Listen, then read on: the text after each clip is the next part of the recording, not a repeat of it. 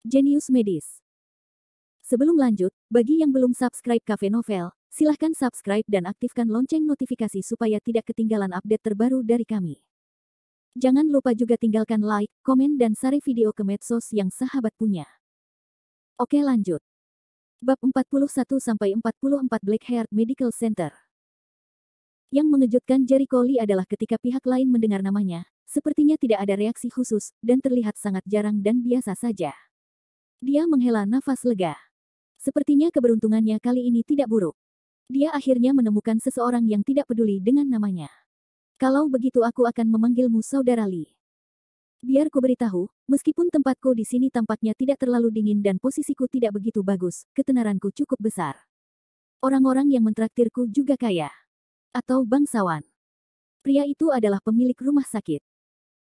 Dia berseri-seri dengan gembira saat dia mulai memperkenalkan situasi rumah sakit. Air liur beterbangan kemana-mana. Aku sudah menjadi dokter selama 30 tahun dan aku sudah telah belajar kedokteran sejak saya masih muda. Sayang sekali dokter tidak mudah melakukannya akhir-akhir ini. Hanya sedikit peserta magang yang bersedia bekerja untuk jangka waktu yang lama, dan bahkan jika mereka ingin mengajari mereka beberapa keterampilan, mereka tidak akan bisa melakukannya. Jika kamu benar-benar ingin tinggal, aku akan memberimu 5.000 sebulan. Awalnya Jericho Lee sangat senang, tapi setidaknya ada sebuah klinik kecil yang ketakutan ketika tidak mendengar namanya. Meskipun kliniknya agak kumuh, kliniknya mungkin tidak bisa berfungsi di sini. Namun, semakin dia mendengarkan kata-kata guru, semakin dia merasa ada sesuatu yang salah. Jika reputasi rumah sakit terpencil itu bagus, pasti banyak orang yang mengunjunginya. Namun, setelah sekian lama berada di sini, tidak ada satupun pasien yang terlihat. 5.000 yuan per bulan, gajinya agak terlalu tinggi. Dia bekerja di rumah sakit rakyat pertama, dan biayanya hanya 3.000. Bagaimana rumah sakit sekecil itu bisa diberi 5.000? Bagilah keuntungannya. Jericho Lee sedikit mengernyit, hatinya mulai waspada. Apakah dia bertemu penipu? Guru mengamati sekelilingnya, dan saat melihat Jericho Lee, dia mengerutkan kening. Dia berpikir bahwa dia telah mengetahui penipuannya. Adik kecil, apakah kamu tidak percaya padaku? Tidak. Meski dia curiga, Jericho Lee tidak bisa mengatakan yang sebenarnya. Kamu pasti tidak akan mempercayainya, sang guru tertawa. Apakah menurutmu tempat ini terlalu sederhana dan kasar, sehingga tidak ada satu orang pun di dunia ini yang datang menemui dokter, dan itu tidak ada hubungannya dengan popularitas? Ini memang yang dipikirkan Jericho Lee, dan inilah yang dilihatnya. Lebih penting lagi, pihak lain telah menanyakan namanya, tetapi tidak menanyakan hal lain. Setelah itu, pihak lain mengatakan bahwa dia bisa bekerja di sini, jadi pihak lain menawarinya gaji dan membuatkan kue untuknya. Namun untuk mengatakan bahwa pihak lain adalah penipu, Jericho Lee tidak berani percaya diri. Lagi pula, tanpa bukti kuat, meskipun pihak lain mengatakannya dengan santai, dia tidak dapat mengatakan bahwa pihak lain berbohong kepadanya. Sang guru menamparkan meja dan berkata dengan sungguh-sungguh, "Hehe, adik kecil, kamu masih belum mengerti. Singkatnya, apakah kamu bersedia bekerja di sini atau tidak?" Petik 2. Tawaran itu, seorang pria parubaya, yang menutupi perutnya dengan tangannya, bergegas masuk dengan ekspresi menyakitkan di wajahnya. Dokter, cepat selamatkan mereka, selamatkan orang tua ini. Teriak pria paruh baya itu. Melihat ada seorang pasien, guru terkejut, seolah-olah dia sangat terkejut. Namun, detik berikutnya, dia membuka mulutnya sambil tertawa, apakah kamu melihatnya? Seorang pasien sedang mengetuk pintu rumahku sekarang. Adikku, apakah kamu percaya padaku sekarang? Jericho Lee mengabaikannya. Dia sekarang sangat yakin bahwa pihak lain adalah pembohong. Namun, dia tidak punya waktu untuk mengungkap penipu ini. Sebaliknya, dia memandang lelaki tua itu dengan ekspresi sedih. Wajah lelaki tua itu sedikit berkedut, alisnya berkerut, wajahnya gelap, tangannya memegangi perutnya, dan jari-jarinya membiru. Dilihat dari pandangan pertamanya, Jericho Lee merasa itu adalah penyakit mah akut. Namun, dia dengan cepat menyangkal penilaiannya sendiri. Itu bukan mah akut.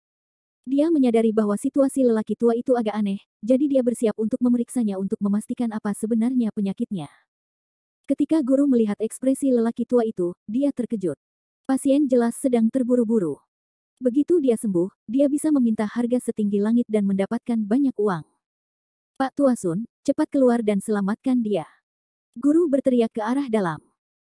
Seorang pria berusia sekitar 50 tahun berlari keluar dengan mengenakan jubah medis. Saat melihat pasien itu, dia juga terkejut.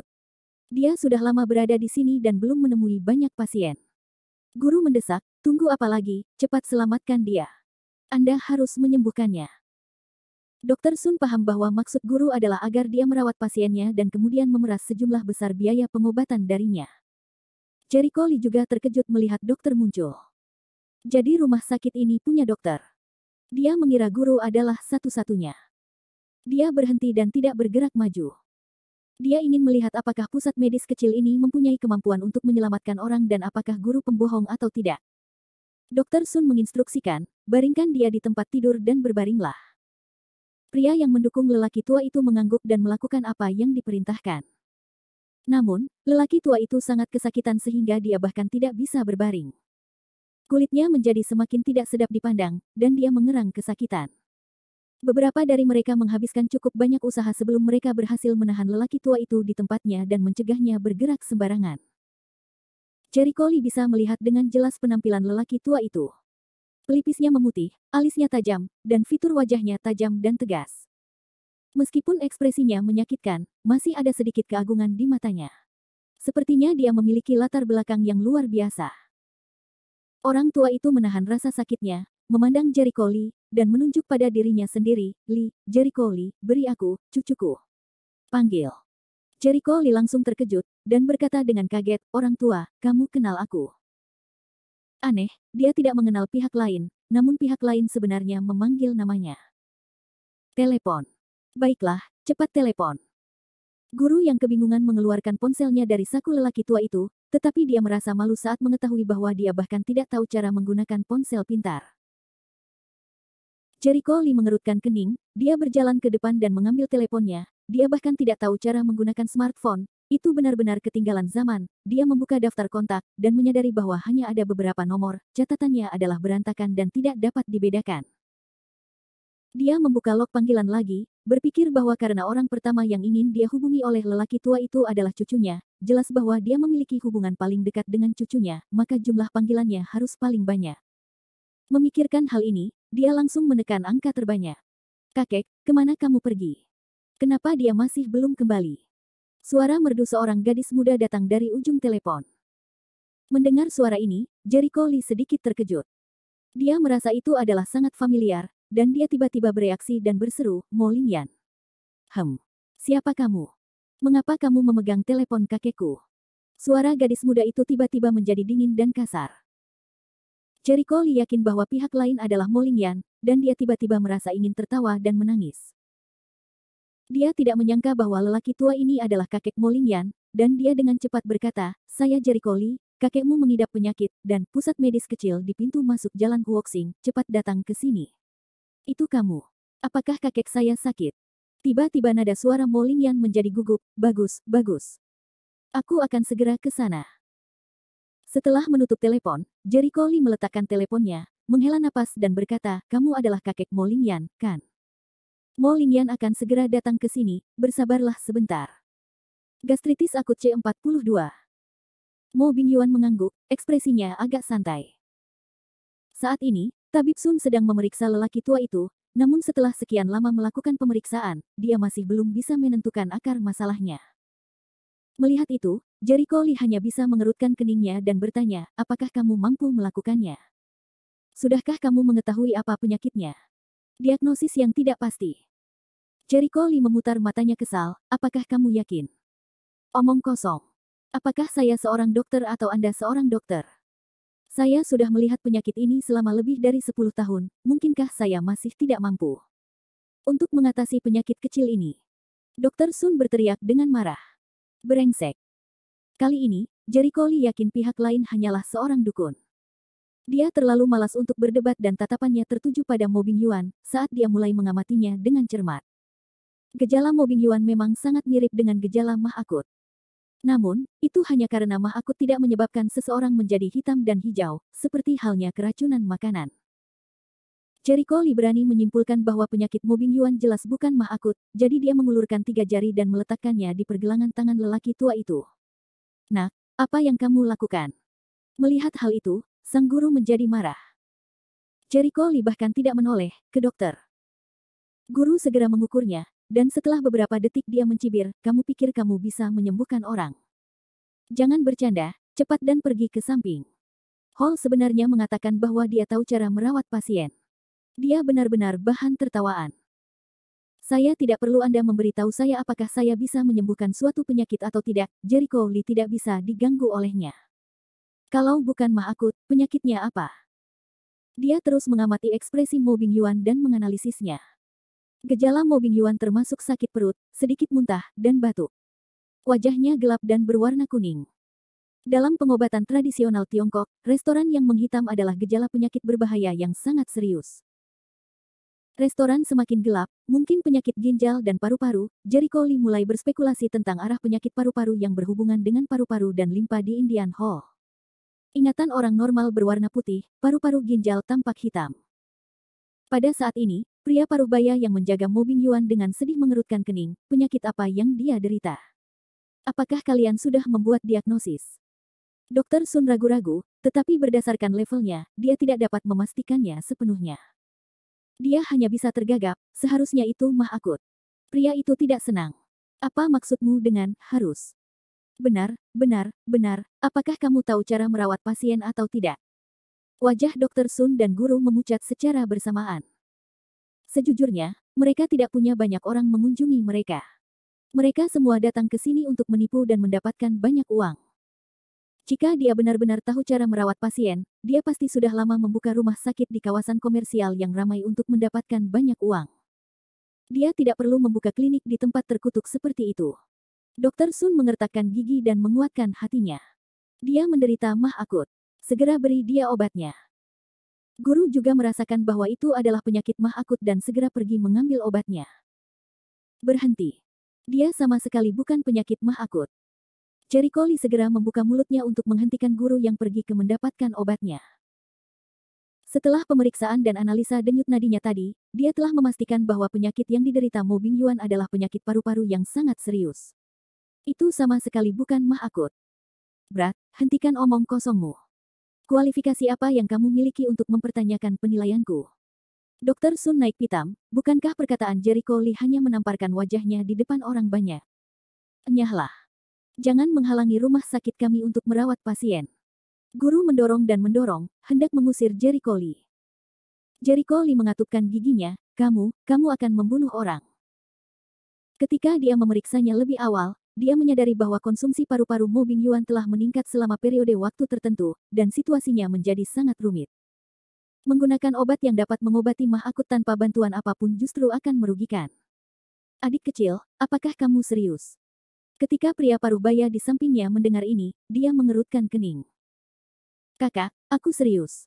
Kaulah yang membawa pasien ke sini. Kamu bisa mengambil keputusan, cepat hentikan mereka. Jericho Lee sangat cemas. Pria paruh baya itu menggaruk bagian belakang kepalanya, tidak tahu siapa yang harus dia percayai. Dia mengerutkan kening dan berkata, saya baru saja lewat. Saya mengirim dia ke sini karena dia sakit. Saya tidak bisa mengambil keputusan. Terlebih lagi, saya bukan seorang dokter, jadi saya tidak mengerti apapun yang Anda bicarakan. Nama pria itu adalah Cao Dong. Dalam perjalanan ke tempat kerja hari ini, dia melihat Mo Bingyuan sedang sakit dan ada begitu banyak orang dalam perjalanan ke sini sehingga tidak ada yang mengganggunya. Dia awalnya berencana untuk mengirim orang itu ke sana, tetapi siapa yang tahu bahwa pusat medis kecil tidak akan dapat mendiagnosis penyakit Mo Bingyuan. Dia sangat khawatir, jadi dia bertahan sampai sekarang dan tidak pergi. Jericho Lee tertegun, jadi ternyata Cao Dong hanyalah orang baik hati yang tidak ada hubungannya dengan Mo Bingyuan. Pantas saja Mo Bingyuan menyuruhnya menelepon lebih awal dan tidak meminta Cao Dong menghubungi Mo Lingyan untuk meminta bantuannya. Jangan dengarkan omong kosong bocah itu, dia hanya bocah bodoh. Guru berteriak dengan dingin dari samping. Dokter Sun menatap Jericho Lee dan berbicara dengan dingin, nak, tunggu sampai aku menyembuhkannya sebelum kita menyelesaikan masalah kita. Sebaiknya kau bersikap baik, kalau tidak, jika kau mengoceh lagi, jangan salahkan aku karena tidak sopan.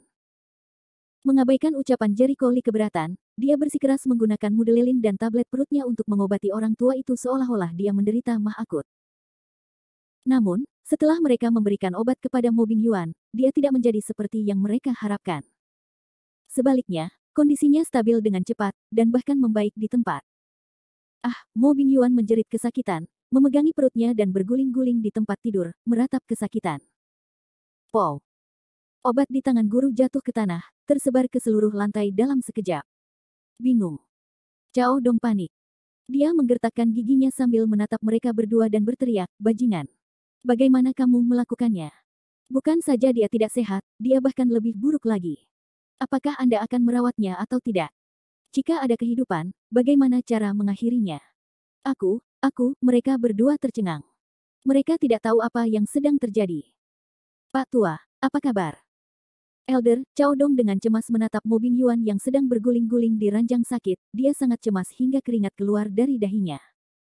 Menanggapi dia adalah erangan menyakitkan Mo Bingyuan. Wajah Cao Dong berubah jelek, "Kamu dokter berhati hitam, kamu pantas mati. Apa yang kita lakukan? Siapa yang akan menyelamatkannya?" Dia seharusnya mempercayai kata-kata Jericho Lee sekarang dan menghentikan kedua bajingan ini menggunakan obat mereka. Jericho Lee dengan dingin mendengus, "Aku sudah memperingatkan kalian bahwa dia bukan mah akut, kalian tidak mau mendengarkan. Jika mereka mendengarkan nasihatnya dan tidak memberinya pil yang berantakan itu, setidaknya kondisi Mo Bingyuan tidak akan bertambah buruk." C43 menyelamatkan nyawa seseorang. Baru saja, Jericho Lee mengatakan dengan sangat yakin bahwa dia tidak menderita mah akut. Cao Dong merasa kemungkinan besar dia telah mendiagnosis penyakit spesifik yang diderita Mo Bingyuan. Ketika guru mendengarnya, dia langsung dengan kejam mengejek dan mengejeknya, "Apakah kamu gila? Bocah basah di belakang telinga seperti ini bisa menyembuhkan penyakit." Dokter Sun mengikutinya dan mengejek, "Benar, dia terlihat seperti pelajar. Dia mungkin bahkan belum pernah menyentuh pisau bedah sebelumnya dan bahkan sedang merawat pasien. Siapa tahu, dia mungkin langsung memukulinya sampai mati." Cao Dong menoleh dan menatap mereka berdua, "Diam. Apakah kalian sudah cukup berkata? Kamu berani mengaum pada kami. Jika kamu memiliki kemampuan, biarkan dia menyembuhkanmu. Kami tidak bertanggung jawab atas kematianmu." Wajah guru penuh dengan penghinaan saat dia mulai membereskan tanggung jawabnya. "Pui. Berhentilah mencoba mengabaikan tanggung jawab Anda di sini. Orang tua ini adalah orang yang dirawat olehmu sampai penyakitnya semakin parah, dan sekarang dia sudah meninggal. Aku akan mengurus kalian semua." Cao Dong akhirnya bisa melihat dengan jelas ekspresi wajah mereka. Mereka tidak memiliki kemampuan untuk menyembuhkan penyakitnya, tapi mereka dengan cepat mengabaikan tanggung jawab. Mereka menjadi dokter seperti apa? Ketika guru mendengar ini, dia terutama kesal. "Apa hubungannya dengan kita?" Hahaha. Mendengar perkataannya, Jericho Lee langsung tertawa terbahak-bahak, "Apakah kamu buta? Bagaimana dia terlihat seperti seorang penderita mah akut? Saya benar-benar tidak tahu bagaimana kamu mendapatkan surat keterangan dokter dan memulai praktik dokter di sini." Berubah menjadi hijau dan merah, tersedak hingga mereka tidak dapat berbicara. Berhenti berdebat. Apa gunanya berdebat? Hal terpenting yang harus dilakukan adalah menyelamatkan mereka. Cao Dong Jiao sangat cemas, melihat ke arah Mo Bingyuan yang terbaring di ranjang sakit. Jika mereka terus berdebat, dia akan kehilangan nyawanya. Kehidupan.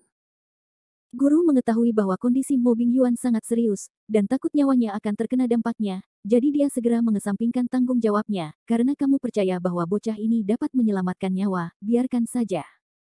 Dokter Sun menambahkan bahan bakar ke dalam api. "Aku akan menunggu anak itu dijatuhi hukuman mati di penjara."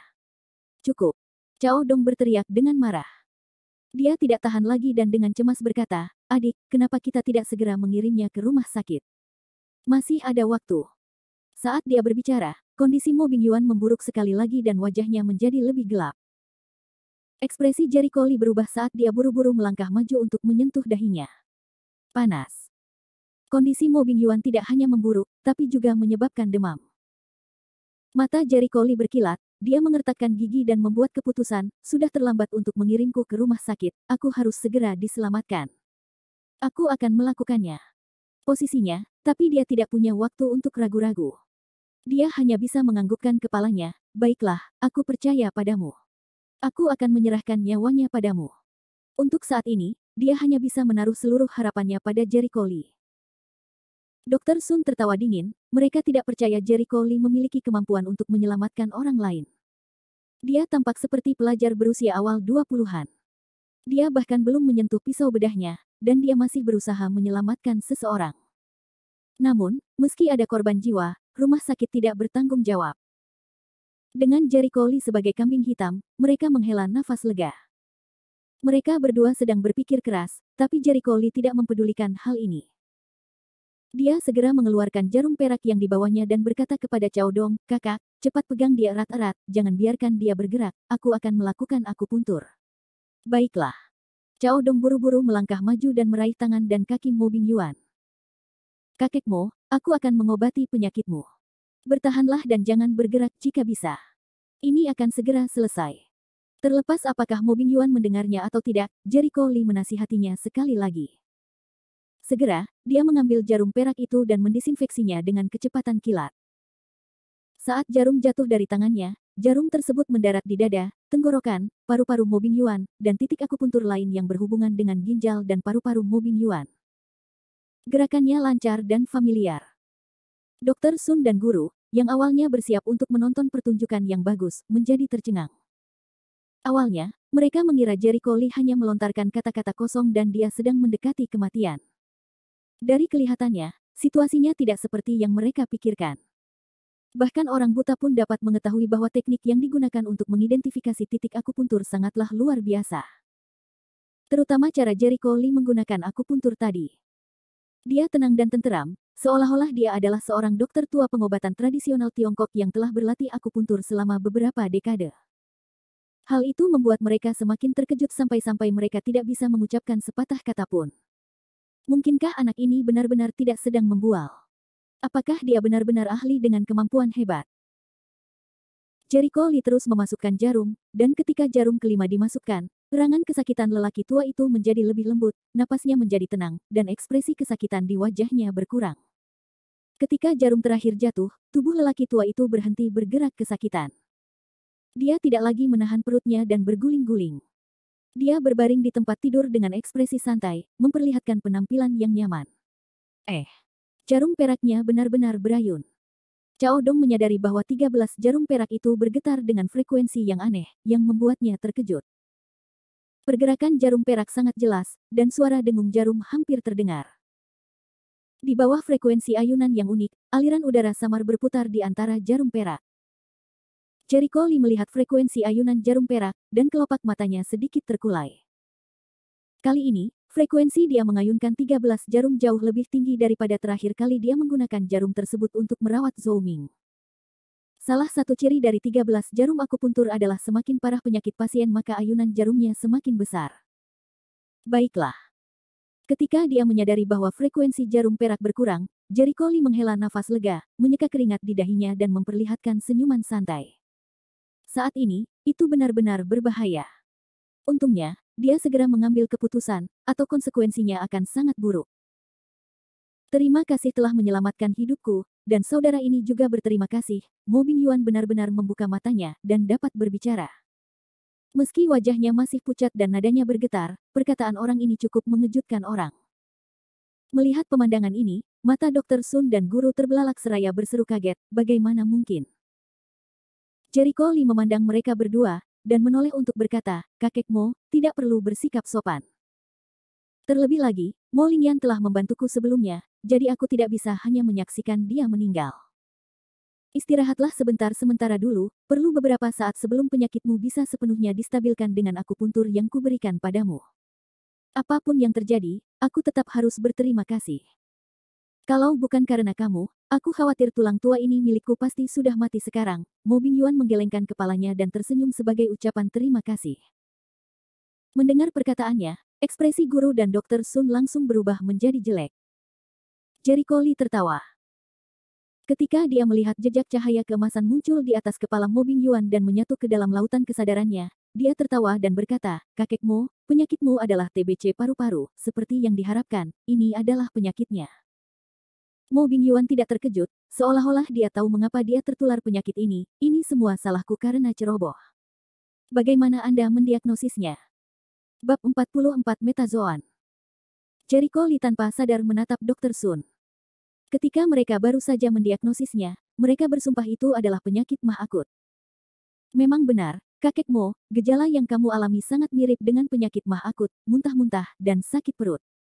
Tapi aku menemukan bahwa kamu berkulit hitam. Itu satu-satunya tanda dari penyakit mah akut. Penyakit ginjal. Paru-paru adalah nafas utama, ginjal adalah ki utama, dan paru-paru adalah ginjal utama. Selain itu, saya juga menemukan ada warna kuning tua pada hitam yutang Anda, yang membuktikan bahwa Anda limpa juga bermasalah. Masalah paru-paru, rangsangan pada limpa dan lambung awalnya bersamaan, sehingga akan timbul gejala sakit perut, muntah-muntah. Setelah mereka memberi Anda tablet lambung, cairan lambung dan pil akan menetralkan obat tersebut, menciptakan rangsangan kuat yang akan menyebabkan kondisi Anda memburuk secara drastis. Bukan saja tidak teratasi, bahkan lebih parah lagi. Lee Jericho Lin menjelaskan perlahan, pengetahuan medis yang dibutuhkan adalah keterampilan dasar yang kuat dan sejumlah besar pengetahuan dalam pengobatan tradisional Tiongkok untuk memahami dan menganalisis penyakit. Dr. Sun hanya setengah ember air dari awal sampai akhir, bagaimana mungkin dia mengerti ini? Lupakan tentang analisis, dia bahkan memiliki pemahaman samar tentang apa yang baru saja dikatakan Jericho Lee. Jadi begitu. Mo Bingyuan tiba-tiba mengerti, tertawa dan memuji, benar-benar anak muda yang menakutkan, tidak sederhana sama sekali, untuk bisa mengobati penyakit orang lain di usia yang begitu muda. Tampaknya rumor itu benar, bahwa Jericho Lee telah menyelamatkan putra bermarga Qi. Sepertinya dia yakin bahwa orang Qi itu menganiaya Jericho Lee. Kecepatan pemulihan Mo Bingyuan sangat cepat, dan beberapa menit kemudian, dia duduk sendiri. Dia meregangkan tubuhnya, dan dengan wajah penuh keterkejutan, dia berkata, tidak sakit sama sekali. Itu terlalu saleh, terlalu saleh. Jericho Lee tersenyum tipis dan mengingatkan, kakek Mo, sebaiknya kamu tidak terlalu banyak bergerak untuk saat ini. Setelah setengah jam, kamu bisa melakukan apapun yang kamu mau. Setelah sekitar 10 menit, jarum perak berhenti bergetar. Jericho Lee akhirnya berhasil mencabut jarum tersebut. Mo Bingyuan menarik napas dalam-dalam dan menghembuskannya. Dia tertawa terbahak-bahak dengan ekspresi yang sangat bahagia, hahaha, saya merasa tubuh saya lebih baik dari sebelumnya. Tubuh saya belum pernah terasa senyaman ini sebelumnya. Guru dan Dr. Sun tercengang, tidak dapat mengucapkan sepatah kata pun. Perasaan Dr. Sun sungguh rumit. Dia pernah mempelajari pengobatan tradisional Tiongkok sebelumnya, tetapi dia tidak pernah mempercayainya di dalam hatinya. Dia percaya bahwa pengobatan tradisional Tiongkok adalah penipuan yang menipu. Sekarang, dia melihat dengan matanya sendiri bahwa Jericho Lee menggunakan apa yang dia anggap jahat untuk mengobati pasien tuberkulosis paru-paru. Bukankah TCM adalah penipuan? Kakek, apakah kamu baik-baik saja? Seorang wanita muda cantik bergegas ke rumah sakit. Itu adalah Mo Lingyan, diikuti oleh Paman Wei, pengawalnya. Gadis kecil, kamu di sini. Mo Lingyan mengenakan rok hijau muda, kakinya yang panjang dan putih bergerak seperti bunga teratai, saat dia berlari ke arah Mo Bingyuan dan dengan gugup menatapnya. Melihat kakeknya melompat-lompat, dia juga sedikit curiga, kakek, kamu baik-baik saja. Tidak masalah. Terima kasih kakak telah membantuku mencari dokter, kebetulan aku bertemu dengan anak kecil yang menyelamatkan hidupku ini, ucap Mo Bingyuan sambil menunjuk ke arah Cao Dong dan Jericho Lee. Mo Lingyan melihat bahwa kakeknya memang sehat, dan tidak ada tanda dia sakit sama sekali. Baru kemudian dia bersantai, dan melihat ke arah Jericho Lee dan Cao Dong, terima kasih. Sama-sama, semua pujian ada padanya, aku hanya akan mengirimnya ke sini, Cao Dong berkata sambil melambaikan tangannya. Kalau bukan karena Jericho Lee, dia takut ada orang lain yang mati. Tentu saja tidak, jika kakak tidak mengirim kakek Mo ke sana, mustahil bagiku untuk menyelamatkan siapapun. Jericho Lee menggelengkan kepalanya dan memandang ke arah Mo Lingyan. Lama tidak bertemu. Lama tak jumpa. Terima kasih telah menyelamatkan kakekku. Mo Lingyan tertawa. Aku masih belum mengucapkan terima kasih yang pantas karena telah membantuku terakhir kali. Sikap saya terakhir kali agak buruk, saya harap Anda tidak keberatan, kata Jericho Lee, mengingat kembali saat dia menunjukkan wajahnya kepada Mo Lingyan. Setelah perawatan saya, penyakitnya telah diberantas, tetapi tubuhnya masih lemah. Di masa depan, kamu harus berhati-hati agar tidak tertular lagi. Bagaimanapun, Mo Bingyuan sudah tua, jadi tidak peduli seberapa bagus tubuhnya, itu tidak akan sebaik kekebalan orang muda. Saya mengerti, Mo Lingyan menganggukkan kepalanya, alisnya berkerut, dan dia sedikit khawatir. Kakek, apakah kamu baik-baik saja? Mengapa kita tidak pergi ke rumah sakit dan memeriksanya? Rumah sakit memiliki CT, X-ray, dan instrumen lainnya. Hasil pemeriksaan data sebenarnya lebih dapat diandalkan daripada yang dikatakan orang. Jericho Lee meliriknya tetapi tidak mengatakan apa-apa. Mo Bingyuan melambaikan tangannya. Dia memelototi cucunya dan menatapnya beberapa kali. Ngomong-ngomong, jika dia memperlakukannya dengan niat baik, bukankah dia akan menamparkan wajahnya jika dia setuju pergi ke rumah sakit untuk pemeriksaan? Mo Lingyan juga menyadari bahwa dia baru saja mengatakan hal yang salah, dan menjulurkan lidahnya karena malu. Jericho Lee, aku baru saja mengatakan hal yang salah, jangan pedulikan aku. Tidak apa-apa, aku tahu kamu peduli dengan kesehatan kakekmu, Jericho Lee dapat memahaminya. Lagi pula, dibandingkan pengobatan tradisional Tiongkok, pengobatan barat merawat orang sambil melakukan berbagai jenis pemeriksaan, dan hasil pemeriksaannya lebih intuitif.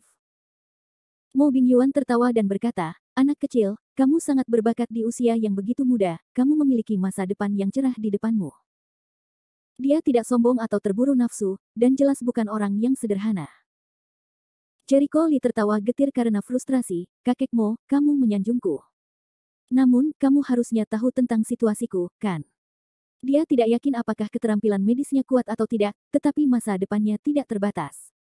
Benar-benar tidak bisa dikatakan dengan pasti.